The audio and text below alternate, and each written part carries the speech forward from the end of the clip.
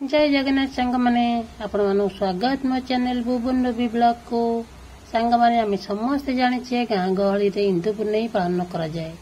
विभिन्न गाँव रे विभिन्न ढंग रंग रे उत्सवटी पालन करा जाए। सेथि मध्यरु आम गाँ होची अन्यतम। आपण माने आम गाँ को थरे आसिले जानि परिबे आम गाँ रे केमती उत्सव पालन करा जाए। हिंदू पूर्णिमा 7 दिन धरि पालन करा जाए। प्रथम दिन आमर तुलसीदास मठरू ठाकुर को निमंत्रण करा जाए। माने आम श्रीकृष्ण को निमंत्रण करा जाए और ठाकुर को बहुत घंट कीर्तन सहित बरणी करा जाए। सेही दिन ठारू 7 दिन पर्यंत उत्सव लगी रही थाए। भागवत पाठ दिन राति करा जाए। ग्रामर लोक माने जार मानसिक हो बा खुशी रे खाइबा को दियंती। बहुत लोक पिला स्कूल पिला सबू प्रसाद पाई थांती। भजन कीर्तन संध्या बेले करा जाए। गाँव रे सबू स्त्री लोक बड़ू सान जाए पिला लोके आसी आरती करने जोग दे थांती। प्रत्येक दिन संध्या आरती धूमधाम रे पालन करा जाय थाए। आरती सरिला परे पुणे गीता भागवत पढ़ा आरंभ हो जाए। श्रोता माने मध्य बसी ताकर पारी धरी थांती।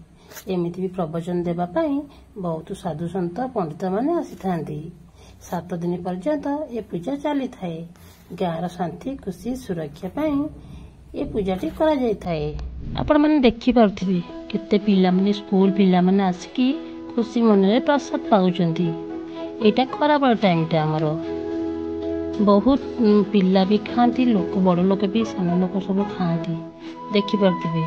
तत्पर आ गोटे कथा कह दो चाहे ये नीति नीति भागवत गोटे अध्याय पढ़े खाली बसिकी शुणी न पढ़े खाली बसिकी शुणी 18टा माने आमर 18टा पुराण पढ़िले जितकी पुण्य मिले केवल भागवत गोटे अध्याय पढ़िले कि शुणिले से फल मिले।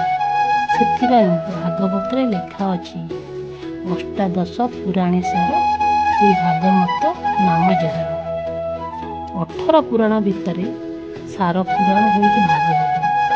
मन रख मनीष जिते पढ़ी मरवा समय बहु आम तुलसी पत्र गंगा जल पाटे दियंती। से लोक पाखे जो बहीटा आम पढ़ा जाए मुंड उपर से ही हूँ भागवत।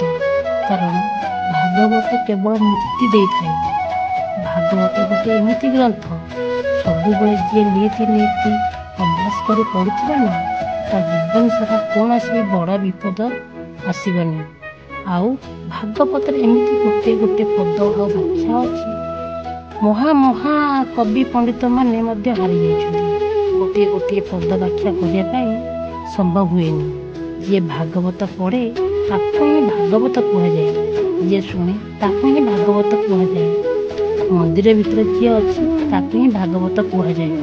आपण मैंने देखु आम गाँव में एमती ही भागवत पढ़ा हो 7 दिन धरिकी पढ़ा होपण मान गाँव में केमी माने पूजा पर्व हुए दुपुने मत जानी कमेंट करूँ। देखो मो वीडियो फुल वाच करूँ तो मो वीडियोटा पूरा लंबा हो मो वीडियो टोटाल दौनी। यहाँ प्रथम अध्याय रखुची सेकेंड एपिसोड आ गोटे देवी वीडियो जोटा आम पूर्णाहुति हम आपण मैंने से जाकि देखिपारे मो सेकेंड वीडियो रे आम पूर्णाहुति केमी कौ प्रकार भाव में होची। तो आप देखो आम गाँव पिला माने खाइबार पूरा लगी पड़न जोरसोर।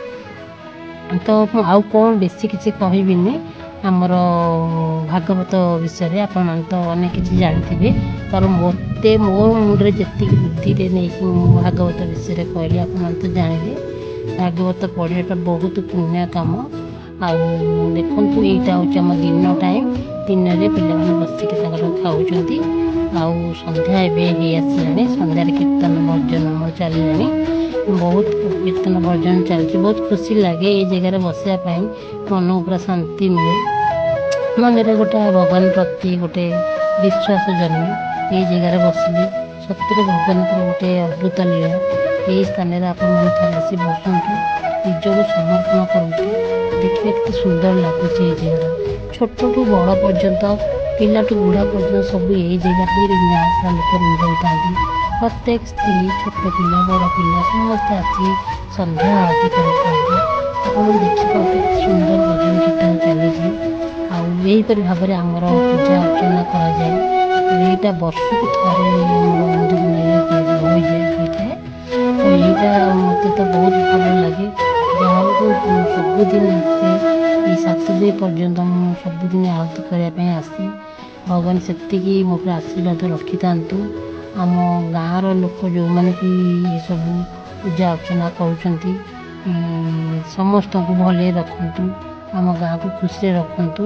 ଆପଣମାନେ ଦେଖନ୍ତୁ ଆପଣଙ୍କ ଗାଁରେ କେମିତି କେମିତି ସବୁ ପୂଜା କରାଯାଏ। ମୁଁ ତ ଜାଣିନି, ଟାଉନମାନଙ୍କ ଉପରେ ତ ଟାଉନମାନେ ହୁଏନି ପ୍ରାୟ, ତ ଅଳ୍ପ ଅଳ୍ପ ପୂଜା ହୁଏ, କିନ୍ତୁ ଗାଁ ଗହଳି ମାନଙ୍କରେ ବହୁତ କିଛି ଆୟୋଜନରେ କରିକି ପୂଜା ପର୍ବ କରିଥାନ୍ତି। ତ ଦେଖନ୍ତୁ ଆପଣମାନେ କେମିତି ଆମ ଗାଁ ସବୁ ପୂଜା ପର୍ବ ଚାଲିଛି।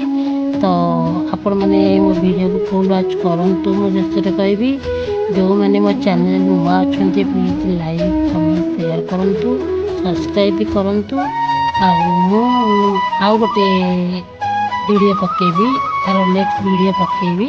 ସେଇ ଭିଡ଼ିଓରେ ଆମର ଦେଖିବେ ଯେ କେମିତି ସବୁ କ'ଣ ମାନେ ପୂର୍ଣ୍ଣ ଆହୁତିଟା ଆମର କେମିତି ହେଉଛି।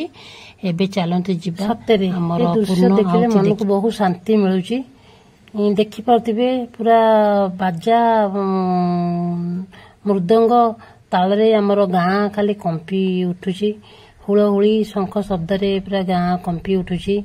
ଏହିପରି ଭାବରେ ଭଗବାନଙ୍କୁ ଡାକିବି, ସବୁ ବର୍ଷ ଆମର ଏହି ଦିନକୁ ଆମେ ଅପେକ୍ଷା କରିବୁ। ଏଇ ବର୍ଷଟା ପୁଣି କେବେ ଆସିବ। ଆଉ ଦେଖନ୍ତୁ କେତେ ସୁନ୍ଦର ଭାବରେ ଆମର ଆଳତି କରୁଛନ୍ତି। ବର୍ତ୍ତମାନ ଲାଇନଟା ପଳେଇଛି, ତ ଲାଇନ ଏବେ ଆସିଯିବ, କରେଣ୍ଟ ଆସିଯିବ। ତ ଦେଖିପାରୁଥିବେ ସନ୍ଧ୍ୟା ଆଳତି ଚାଲିଛି। ବର୍ତ୍ତମାନ ମୁଁ ରଖୁଛି। ଆଉ ଆମର ଚାଲନ୍ତୁ ଯିବା, ଆମର ଦେଖିବା ପୂର୍ଣ୍ଣ ଆହୁତି କେମିତି ହେଉଛି।